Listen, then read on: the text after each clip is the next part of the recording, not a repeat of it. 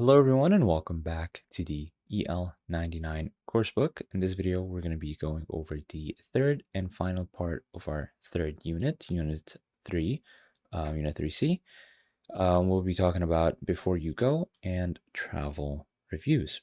So it looks like this theme or this part will be more focused on travel reviews, things like that. Okay, so first exercise first. Imagine you're going to travel to another country. Discuss the most useful ways of getting information and advice.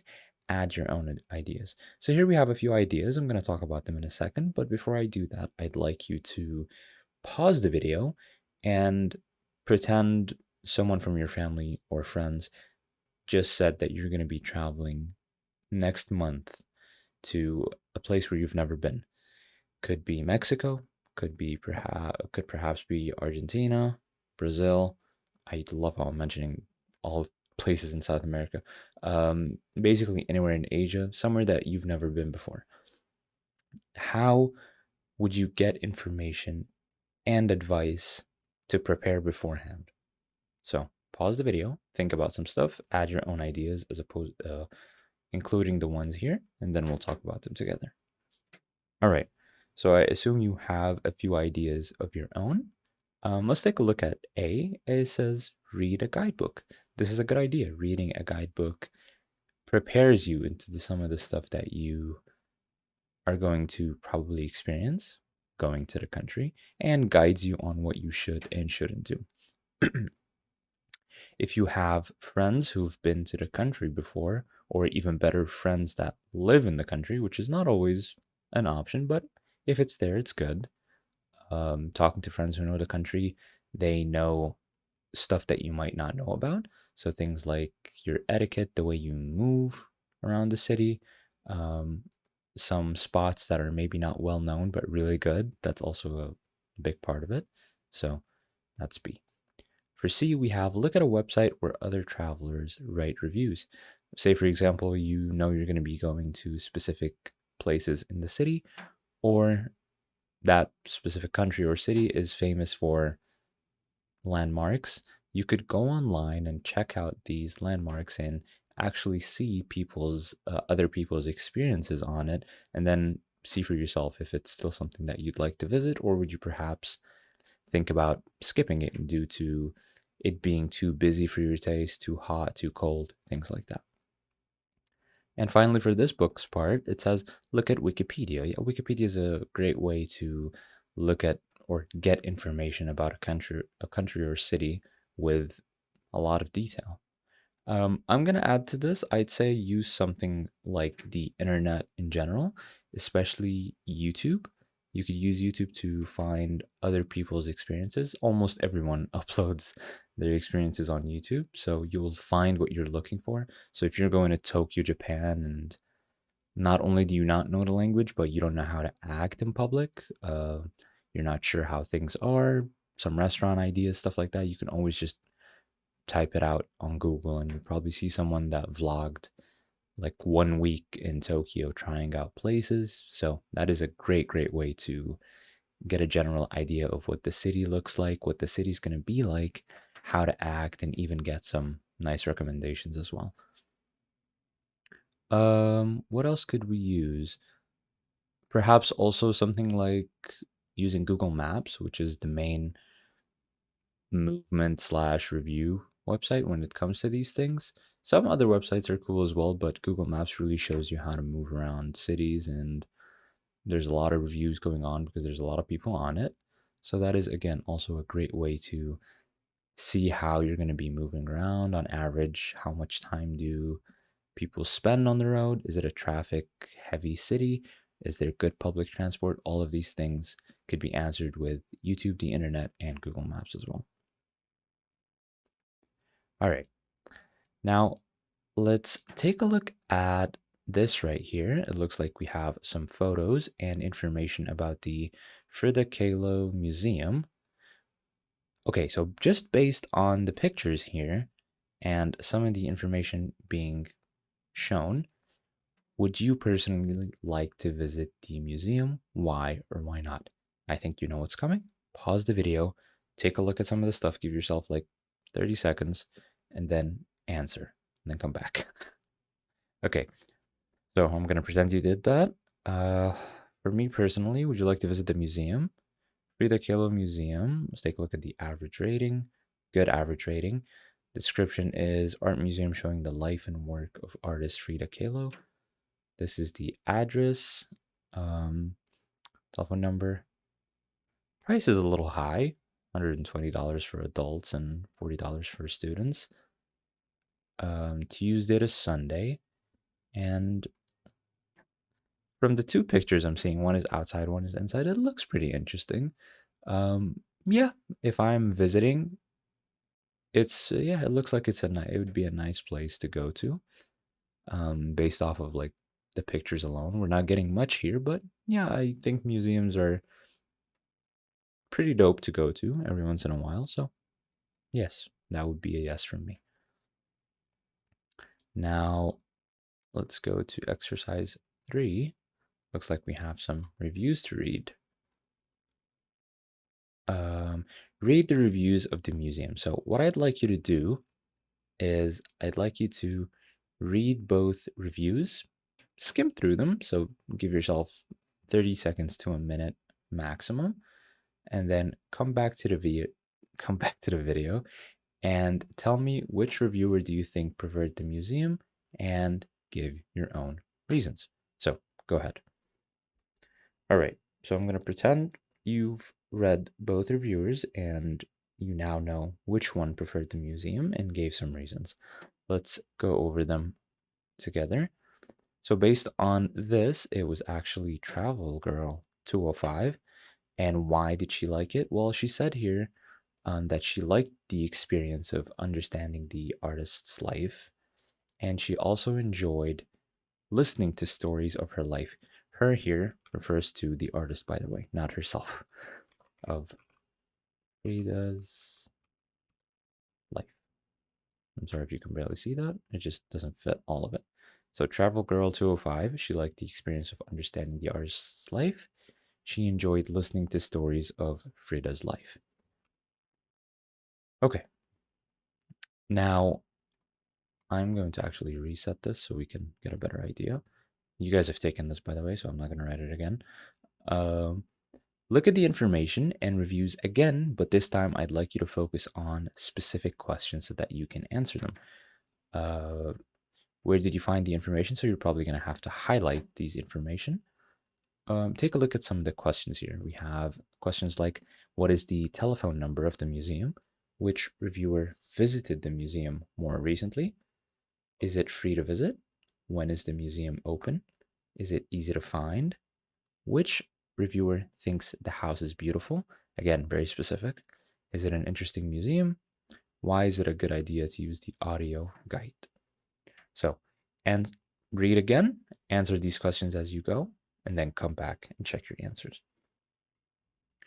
All right, so assuming you did that, now let's go over the questions one by one. What is the telephone number of the museum? We can see it right here. It is, let me see if I can actually lower this a little bit. I still can't see. Plus 525555. Okay. What is the telephone number of the museum? It was plus 525555, or yeah, 54, and then 5999, I believe. Let me double check. Yeah, it was. Okay. So that was the telephone number. Which reviewer visited the museum more recently? If you compare between both, if you actually take a look at the date here, here it's 10/9/2019. Here it's 12/8/2019. So this one is more recent. So that will be Travel Girl 205. Cool name. Is it free to visit? No, it's not, because when you see the price here, it's $120 for adults and $40 for students. So we'll say no, you have to buy tickets. When is the museum open? Um, the museum is open from Tuesday to Sunday, but time, to be more specific, would be something like first piece of advice, buy tickets online. Then you go early in the morning. So it is open in the morning. So we could say it is open in the morning. Is it easy to find? Well, let's see. There aren't many. There's nothing about finding it in this review, but if we go here, it's difficult to find. I got lost when I left the station. So, yes, it is not easy to find. We'll say no. Which reviewer thinks the house is beautiful? A beautiful house would be. Oh, right here. I got lost when I left the station. It's a beautiful house. I like seeing the rooms where Freda worked, so it's a beautiful house. So, which reviewer is that? That would be Nurse459. I hope that's how we pronounce it. Nurse459. Is it an interesting museum? Someone must have talked about it being interesting. Oh, there it is. But it's so interesting to experience and understand the life of the artist. So, yeah, I was very interested in her house. So, also, is it an interesting museum? It is very interesting to both of them. So, we'll say yes. Why is it a good idea to use the audio guide? I remember the audio guide was in the first review. There you go. Here it is.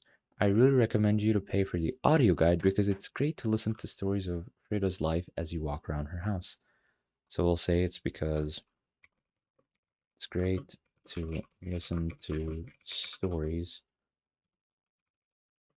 of Frida's life. Okay, so these were the questions and their answers. Here's the number. Which reviewer? This one. Is it free to visit? No, you have to buy tickets. When is the museum open? In the morning. Is it easy to find? No. Which reviewer thinks the house is beautiful? Here you go. Is it an interesting museum? Yes, based on the reviews we saw. And why is it a good idea to use the audio guide? Because it's great to listen to stories of Frida's life. Okay? And this one we did before we reset answers. Okay, great. Now, let me actually go back. Let's take a look at exercise 5 and see what it's talking about. So let's take a look at, it says, what does it say? Look at the first review again. So we're going to be focusing on this review, the first one by Travel Girl 205. Why does the reviewer recommend the following? So we had some recommendations from the first reviewer, and I'd like you guys to pause the video and figure out why these recommendations were given in the first place. Why did she say did she tell us to buy tickets online? Why did she tell us to go early? Why did she recommend paying for the audio guide and then going for a walk afterwards, I believe? So read this review one more time and then answer the questions and then come back. Okay, so I'm going to assume you now have some of your own answers, but let's go over them one by one. Buying tickets online. So buying tickets online, it's because so you don't have to wait in a queue or in line. So we'll say so you don't have to wait in queue. What about going early? And go early in the morning. It can get busy later in the day, basically to avoid rush hour or it being busy later in the afternoon. So it can get busy later in the day. What about paying for the audio guide? I really recommend you to pay for the audio guide because it's great to listen to stories of Frida's life as you walk around her house. So that you can listen to stories of Frida's life You could add here as you walk around the house or don't. Clearly up to you. It works both ways. So paying for the audio guide is to listen to stories of Frida's life. And what about going for a walk? Uh, After visiting the museum, I recommend you go for a walk because the Koyukan area is really beautiful. So going for a walk is because the Koyukan area is really beautiful. Am I misspelling this? No, I'm not. Okay, we're good. So, strike answers. Why do we buy tickets online so you don't have to wait in queue? Why is it recommended to go early? Is because it can get busy later in the day. Why is it recommended to pay for the audio guide to listen to stories of Frida's life? And going for a walk is because the Koyokan area is really beautiful. All right, awesome. So let's take a look at the focus box here. It says some stuff to remember when writing a review. Uh, you should normally start a review by saying which place you're writing about and giving some basic information about it. For example, where is it located? Is it open during the daytime or nighttime? What is the place about? What does it showcase? Things like that. It's a good idea because the person reading your review is going to benefit greatly when you give a general description of what the place is and what's happening in it. Then you then can give your opinion about the place. So say the things that you like, things that were done well, or things that you don't like. And it's important to give reasons for your opinions most of the time. I know sometimes people don't really do that when writing reviews. They'll just say it was a horrible place and then just leave. But it's a good idea to add reasons for your opinion so that it gives strength to your review. So if you say, for example, if you're visiting a restaurant and you say it's a bad restaurant, well, yes, but you could have just had a bad day. But if you say it's a bad restaurant because the hygiene was not up to standards, the food was cold, now you have more weight to your review. And vice versa. If it's something positive, um, a waitress was being very nice to you, they made sure things were well done, all of that, then again, it adds weight to your opinion. After that, you can give the most important facts about the place. Think about what people need to know to visit this place. This is more specific to perhaps areas that are more touristy, if you will, places that people travel specifically to visit. Uh, think, for example, something like the pyramids or Burj Khalifa, like places that are known and have to be visited when you visit that said country. So you give facts about the place and some things that you perhaps as a person need to know before coming to this country and visiting this specific place. Could be something like being aware of the scorching hot sun if you're close to the pyramids, uh, especially during the daytime, or something like if you're going somewhere cold, being careful of that. Maybe the price is high, maybe it's not. So things to be careful about. And finally, give specific advice about things that visitors should or shouldn't do before and during their visit. This is great because it shows that you care and you're offering alternatives to something that would otherwise be a negative. For example, if you know that later in the afternoon, like we just saw with Travel Girl, the museum gets packed later in the day. And let's be real, no one likes to wait in line for too long. No one likes to stand in queue. So you can just bypass all of that by coming early and buying your tickets online. So what would have been a negative is now a positive experience for you because of this specific advice. And this extends to obviously other stuff as well. Could be restaurant reservations, could be places you visit, tourist attractions, all sorts of things. So this was writing a review. Now, let's go to the next page, see what we have here for some of the writing skills. We've talked about topic sentences before. A topic sentence usually comes at the start of a paragraph and it gives the reader a chance to understand what you're going to write about in said paragraph. So it looks like we have two sections here. One looks like the Egyptian Museum, and this is the British Museum. So we're going to be comparing the two. We're going to be seeing the topic sentences and something called showing contrast. And let me actually elaborate on that a little bit. Showing contrast is when you differentiate or compare between two things. So when you contrast two things, you show the differences between them, or you give surprising information about both of them. For example, take a look here. It says the Egyptian Museum contains about 170,000 artifacts. In contrast, the British Museum has more than 8 million artifacts. However, both museums have a serious problem with space. So we compared the two in terms of giving surprising information between them. So one has 170,000 and the other has 8 million. That is a massive difference, right?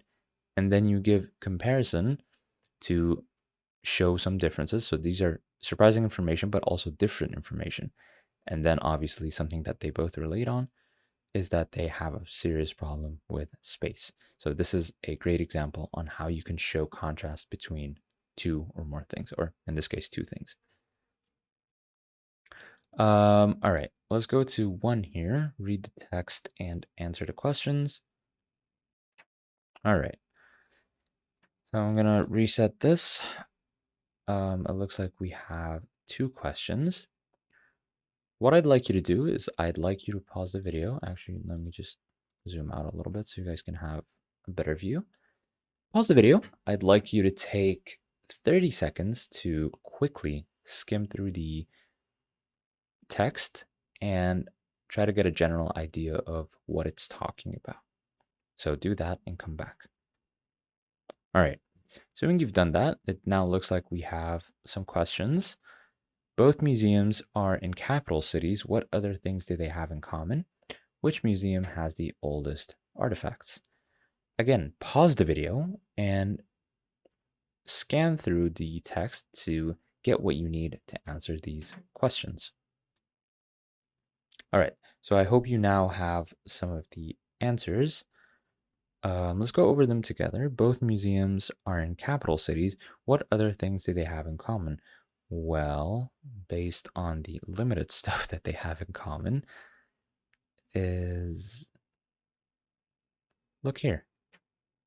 Both museums have a serious problem with space.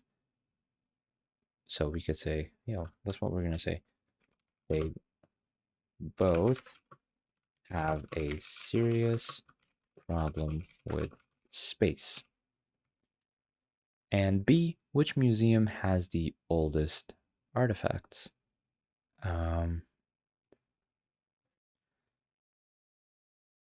The oldest objects are about 7,500 years old. This is from the Egyptian history. Perhaps the most famous artifact is the Mask of Tutankhamun, which is over 3,300 years old. But if you look here, the oldest object in the museum is a stone cutting tool that is approximately 1.8 million years old. That is crazy, but I'm going to write it down. So which museum has the oldest artifacts? That would be the British Museum, you guys. The British Museum. No, I wrote that wrong. Well, you get the idea. I'm not going to write that again. So both have a serious problem with space, and for the second one, it is the British Museum. Okay. Now let's take a look at 4 here. Let me reset this. Look at the table with information about 2 museums. Click, or leave this. Just tick the type of words where you use capital letters for, and put X on the type of words that you don't use capital letters for. So let's take a look at towns and cities, countries, seasons, days of the week, types of money, and the first letter of the first word in the sentence. Compare between these two museums. I'd like you to take a look at this first, just a quick 15 seconds, and then come back to the video. All right. So based on some of the stuff, it looks like we do have some of the stuff. So we have towns and cities. We have countries. We have seasons. We have days of the week. We have types of money as well. We also have the first letter of the first word in a sentence. All right. So I'm going to tick the ones where you should use capital letters first. Towns and cities, yes. Always remember when referring to names of towns and cities, you always use capital letter. Countries, absolutely. You don't write Egypt or Saudi Arabia without having a capital E or S. Again, always in capital letter. Always a capital, always a capital letter. Then you have the seasons. You don't have to write the seasons in capital. You can just say winter with a small W. Days of the week, yes. Names of days of the week are written in capital. Types of money, actually, if you go down here, you can say euro is written in small e. Dirham is also written in small d. Dollar. So you don't have to write this in capital. The first letter of the first word in a sentence, this is basic English. Always, the first word to begin a sentence is always in capital, you guys. So on that note, these are some of the stuff. I actually recommend taking a photo of this or like a screenshot or something. Just keep it with you. So if you're going to be writing something like an essay or a letter, it's a good idea to have this with you. Or better yet, memorize it so that you know which kinds of words have to have a capital letter and which ones don't. Okay. For 5, before we log off and end this unit, use the information in the table to write a short paragraph comparing the Van Gogh Museum in Amsterdam and the Louvre Museum in Abu Dhabi. Look, I'd like you to write a short paragraph, about 70 to 100 words, which is not much at all. It's going to be something very similar to this, so you can use this one for reference. Comparing the Van Gogh Museum in Amsterdam with the Louvre Museum in Abu Dhabi, you have all the information you need right here in this table. All you're going to be doing is changing it into a short paragraph, 70 to 100 words, no more, no less, around that number. Take these and use some of the stuff you learned. So words you use capital for and which ones you don't. Make sure you add a topic sentence. What is a topic sentence? It is a topic, it is the sentence that starts a paragraph and gives the reader a general idea of what you're going to be writing about, and also show contrasts. So show contrast. So talk about some of the differences between the two. Add some surprising information between the two. One was opened in 1973 while the other was opened in 2017. Quick example, from 1880, 8,000 years ago. So these are some of the oldest objects. All of these can be added to supplement your paragraph that you're going to be writing. Okay? So I wish you the best of luck. I hope you have a good time, or I hope you had a good time, learn something new this unit. And I will see you in Unit 4. Goodbye, everyone.